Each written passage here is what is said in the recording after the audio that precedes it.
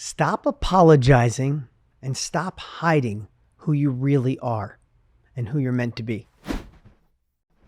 Hey, it's Graziosi. Welcome back to the Own Your Future podcast, behind the scenes, where we chat a little bit, 7 to 10 minutes, about the guests from the prior week or something they brought up that just had everybody going nuts. Our guest last week was Lisa Bilyeu. Her and her husband, Tom Bilyeu, built Quest bars and did pretty well on the way out. And now they're building other amazing things. They're an incredible couple, incredible team, and someone to follow. And Lisa's interview was pure fire. We ended up talking mostly about relationships because, heck, if you have fulfillment without joy, can fulfillment happen without real joy? Can fulfillment and success actually happen without real relationships in your life? The answer is no. So we went down this rabbit hole that was so powerful. If you didn't see it, make sure you do. And when you're done, share it with someone who needs it. Again, thank you for making this one of the top podcasts in the world. I do this for you. I don't put any advertising on here. I don't do this to make money. I do it to interview amazing people and get you answers to questions you might have. Ones I wish I had when I was starting out and not had to figure it out on my own. So thank you. And again, if someone you know needs this message, forward it on to them. So let me go quick. We're going to do this here in 5 or 6 minutes. Lisa brought up this time in her life when she had to do something for herself. Have you ever felt you're living your life for somebody else? The great PTA mom, the go-to person at your job, support your spouse in a way that lifts him or her up so they feel amazing. Take care of the kids, take care of your parents, take care of so many people around you. All good stuff, not telling you to stop. But you ever get to a point in your life where you're doing all those things and you look in the mirror and go, when the hell is it my turn? When is it me? Yeah, me too. Right? We've all been through that.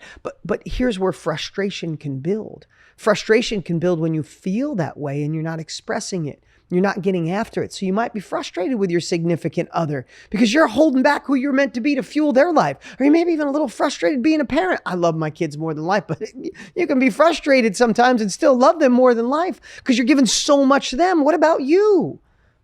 When is it going to be your time? When are you going to start or stop hiding who you're meant to be? When are you going to voice the journey you really want to take? Doesn't mean you leave anybody behind. It just means, when's it your turn? So I thought her interview was so good because she spent 8 years. Now, her and her husband, Tom, are an amazing couple. My wife, Lisa, and I look up to them. We look over to them. We love when we spend time with them because they're such a power couple. They do amazing things in the world. They do amazing things for other people, but they're really tight and bonded together. So you want to model stuff like that, right? Well, I got the scoop on how do you balance being an independent person in a relationship while simultaneously being connected and have real love. Not always easy. You go off and do your own thing. Sometimes you get distance from your spouse and you don't feel connected. The intimacy goes away and it could end in a bad way. And sometimes you'd separate work and life and you just have a relationship, but they don't really know what's going on in your life. How do you mix both of those? Now, to tell you, there was a time in her life where Lisa spent 8 years taking care of Tom as a stay-at-home wife while they were building Quest bars. You know, any store you go in the States, you see a Quest bar. That's them, right? So she spent 8 years being the supportive, loving wife. And one day she couldn't take it anymore. And she just had to tell him. And she said, I don't want to cook every day. I don't want to wash your laundry and do your underwear and fold socks. I don't want to do that. I have these aspirations. I have these desires. I have these dreams. She was starting to build resentment against him for the things she was doing, and she never told him she didn't want to. She shared she's brought up Orthodox Greek, old school Greek dad. You take care of your husband, you support him, but she had her dreams and goals. Here's the cool part. When he shared, I'm sure it was a little bit of a shock, but he loves his wife. And I'm sure the person you're with, or if you're in a relationship, loves you too and wants you to live into your full potential. And what she found is when she shared it with him, he was in total shock, had no idea, wants to support his wife, but they found a balance. They crafted a plan so she could live into who she's meant to be. Now, she said it was a little uncomfortable at first. And sometimes she got into, when she started doing her own thing and started doing business and running a bunch of people, she started getting into her masculinity, and she'd bring that masculinity home and he'd be like, whoa, chill. I need my soft feminine wife.